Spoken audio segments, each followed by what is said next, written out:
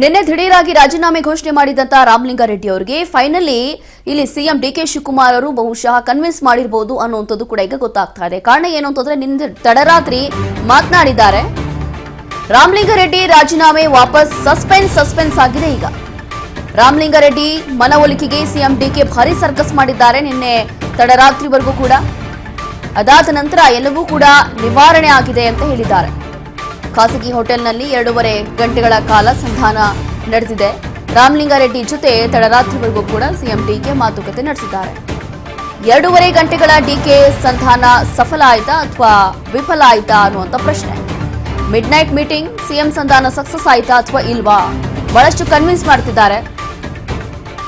ಹೀಗಾಗಿ ತಡರಾತ್ರಿವರೆಗೂ ಕೂಡ CM DK Ramalinga Reddy ಅವರನ್ನ ಕನ್ವಿನ್ಸ್ ಮಾಡಿದ್ದಾರೆ, ಮಾತನಾಡಿದ್ದಾರೆ. ಗಂಟೆಗಟ್ಟಲೆ ಮಾತನಾಡಿದ್ದಾರೆ.